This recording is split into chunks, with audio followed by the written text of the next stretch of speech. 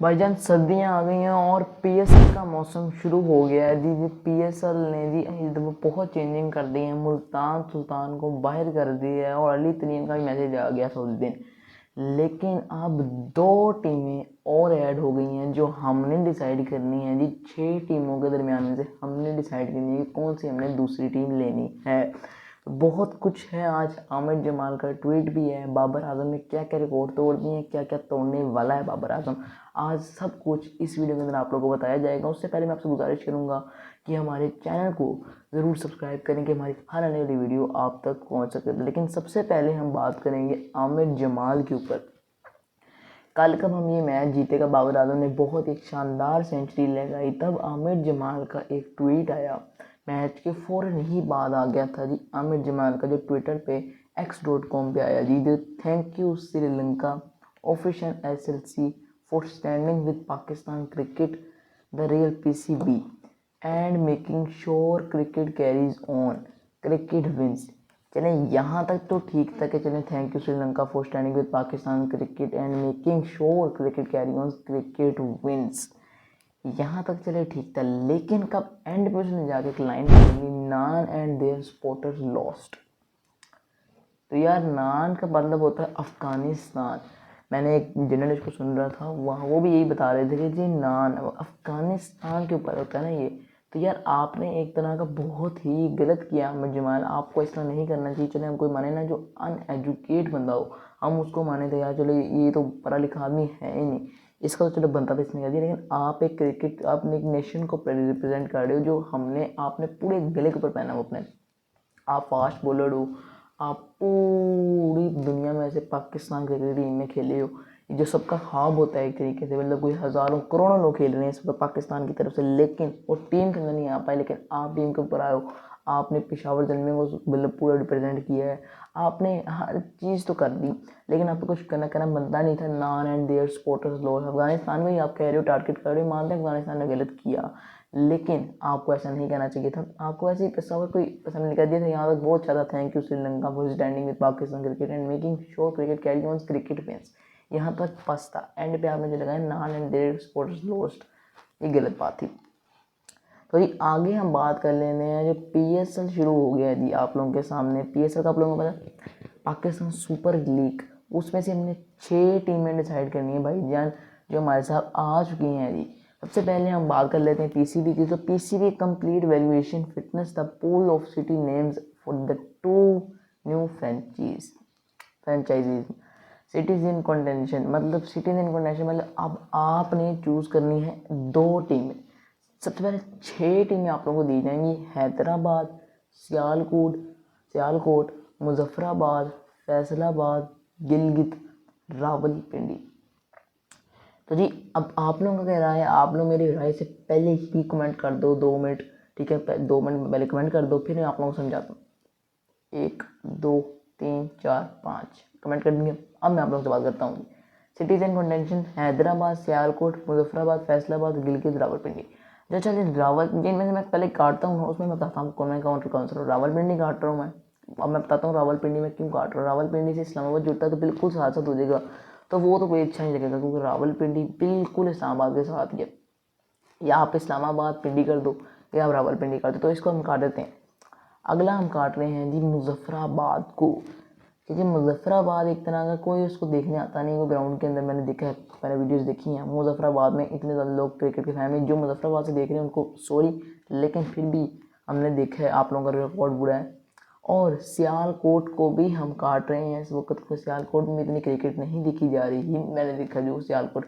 और हम अगर हम चले जाएँ जी कहते हैं हैदराबाद के अंदर, तो हैदराबाद भी एक उतना कोई है नहीं शेड में, लेकिन देखते हैं क्रिकेट बहुत लेवल है उसमें भी, लेकिन वो इतने भी ज़बरदस्त कितना एक क्रिकेटर नहीं देखते, मतलब जितना उनको हाउसफुल किया जाए। बात रहेगी फैसलाबाद और गिलगित के दरमियान, ठीक है, फैसलाबाद गिलगित और हम कर लेते हैं हैदराबाद के अंदर, ठीक है। चलो 3 टीमें हम रख रहे हैं अभी और उसमें से फिर हमने 2 सेलेक्ट करनी है। अब मेरी ख्वाहिश तो है कि जी हम जीत गए फैसलाबाद हो। फैसलाबाद में बताता हूँ वजह क्यों, क्योंकि उनका स्टेडियम बन गया और उनके स्टेडियम में कोई ना खेले तो ये तो बड़ी बुरी बात होगी, लेकिन फैसलाबाद लाजमी होगा इस दफा, क्योंकि फैसलाबाद ने, मैं आपको उसकी वजह बताता हूँ फैसलाबाद की। ये जो फैसलाबाद है इसका इनका स्टेडियम है, अब दूसरी टीम उसके स्टेडियम में खेलेंगे इस तरह नहीं होता, लेकिन एक तो बुक है पूरा फैसलाबाद, लेकिन दूसरी टीमें बीच में आएगी गिलगित और हैदराबाद। अब मेरे हिसाब से यार गिलगित भी ठीक है लेकिन हैदराबाद भी एक तरह का ठीक ही है, तो भाई मैं जाऊँगा हैदराबाद के साथ। फैसलाबाद और हैदराबाद मेरी तरफ से होनी चाहिए, क्योंकि एक तरह का मैं गिलगित भी कह रहा हूँ, लेकिन फैसलाबाद हैदराबाद अच्छी देखते हैं क्रिकेट। मैंने देखे हुए लोग बहुत ही ज़बरदस्त, मतलब जो हैदराबाद में खेलते हैं, जो हैदराबाद से देख रहे हैं मैं, उनको मैं मैसेज देना चाहूँगा, आप लोग बहुत ही ज़बरदस्त एक तरह की क्रिकेट देखते भी हो। और मैं चाहूँगा, मेरी दिल से ख्वाहिश है कि यार फैसलाबाद और हैदराबाद लाजमी आप लोगों को हमें वीडियो मिले। और जो जो यार वीडियो देख रहे हैं ना, उनको मैं एक गुजारिश करना चाहूँगा कि हमारे चैनल को सब्सक्राइब करो, क्योंकि आप चैनल को बस कब तक सब्सक्राइब नहीं करोगे आप लोग हमारी हर नई वीडियो मिल ही नहीं सकती। तो जी बाबर, अब इस पर बात करते हैं, अगले मैच में बात कर लेते हैं जो बाबर आजम ने कल रिकॉर्ड तोड़े हैं, उसकी बाद आप लोगों को पूरी डिटेल से समझाता हूँ कि बाबर आजम ने कौन से रिकॉर्ड तोड़े हैं, कौन से बाबर आजम तोड़ने वाला है। ठीक है, नहीं बाबर आजम ने कौन कौन से रिकॉर्ड तोड़े हैं वो आप लोगों को मैं पूरी बताता हूँ, लेकिन उससे पहले बाबर आजम ने कल एक इमोशनल, जिसको बाद लोग कह रहे हैं इमोशनल बाबर आजम ने, जब उन्होंने सेंचुरी की बाबर आजम ने, उसके बाद जब बाबर आजम ने प्रेस कॉन्फ्रेंस दी है, उसके अंदर बाबर आजम ने कहा है कि भाई साहब जो लोग मेरे पर तनकीन कर रहे थे मैंने उनको इग्नोर किया, मतलब जिस तरह मैंने 2 साल इग्नोर किया अब भी मैं उनको इग्नोर कर रहा हूँ। बाबर आजम ने ये अपने मुंह से लफ्ज़ बताए हैं अभी। कल मैं अपना एक बात बताना भूल गया था कि जी मोस्ट सेंचुरीज किसकी हो गई हैं जी, हमारे पाकिस्तान पहले सईद अनवर थे जिन्होंने बहुत ही इनिंग 300 समझते हैं उन्होंने किया था, लेकिन बाबर आजम ने 147 समथिंग इनिंग मैंने बाबर आजम ने, मैं आप लोगों को पूरी इनिंग भी दिखा देता हूँ उसकी बाबर आजम ने कब किए थे। हम पूरे भाई साहब पूरे आप लोग डिटेल से बैठे होते हैं, आप लोगों को बताइए एक तरह का मैं पूरा हमने डिटेल ही हमने जाननी होती है कि आप लोग को बताता हूँ। ये चलिए थोड़ी देर तक स्टार्ट आ जाते हैं, लेकिन हम उससे पहले बात करते हैं बाबर सईद अनवर की थी 19 सेंचुरियाँ, बाबर आजम की हो गई हैं 20 सेंचुरियाँ, तो ज़्यादा कम ज़्यादातर इनिंग खेलनी है वो खेलनी है जी उसने सईद अनवर ने, और बाबर आजम ने बहुत कम इनिंग खेलनी है, 100-150 इनिंग का फ़र्क है, तो इसलिए जी सईद अनवर और बाबर आजम की सेंचुरियाँ तो बराबर हो गई हैं 20-20, लेकिन इनिंग हिसाब से बाबर आजम टॉप पे चले गए, इनिंग हिसाब से बाबर आजम टॉप पे चले गए। तो यार देख सकते हो, अब आगे बाबर आजम ने पूछा गया कि यार मैंने कब बाबर आजम और रिजवान की एंड पे बात चली, तो उन्होंने बाबर आजम और रिजवान ने एक ही बात की एंड पे आके, कब उनका इंटरव्यू हो रहा था, बाबर ने कहा कि भाई मैं रिजवान को कह रहा था कि रिजवान आप फिनिश कर दो, मैंने अपनी सेंचुरी दी है ना, होगी बस मैं चाहूँ कि आप सेंचुरी करवा दो और हम मैच आ जाए, लेकिन ये नहीं आपने करना, हमें फिनिश की तरफ जाना है। तो ये रिजवान ने बहुत ही अक्लमंदी से, बाबर का भी 100 इंपॉर्टेंट था, लेकिन जो लोग कहते हैं कि बाबर आजम सेल्फिश है वो लोग अब यूट्यूब पर नज़र नहीं आते, ये मैंने देखी बात। लेकिन बाबर आजम को अपनी टेक्निक के ऊपर अब बहुत ना, मतलब अब बाबर आजम को अपनी मेहनत पूरी लगा देनी चाहिए, क्योंकि ये जो कम बैक हो गया है ना, ये 100 के बाद इनिंग आती है बाबर आजम की। कोहली की भी इनिंग आई, कोहली ने 83 इनिंग के बाद मारी, बाबर आजम ने भी 83 इनिंग के बाद 84 लकी नंबर बन चुका है। अगर मैंने आप लोगों को बहुत ही बड़ी खबर दूँगी, एशेज होने लगी 21 नवंबर से, उसमें जॉश हेजलवुड पहले टेस्ट से रिटायर्ड हट हो गए हैं जी, पहले टेस्ट से भी कॉल्ड, मतलब वो खेल ही नहीं पाएंगे पहला टेस्ट, क्योंकि जॉश हेजलवुड की इतना की उनको इंजरी हो गई है कि वो पहला टेस्ट नहीं खेल रहे, पैट कमिंस वैसे नहीं खेल रहे, स्टीव स्मिथ आपके कैप्टन और इंशाल्लाह हम उसको कैप्चर करेंगे। अब मुझे नहीं पता कि हम कल लाइव आते हैं या नहीं आते, लेकिन हमने लाइव आने की प्रॉपर मैं आप लोगों से कोशिश करूँगा कि हम लाइव आएँ।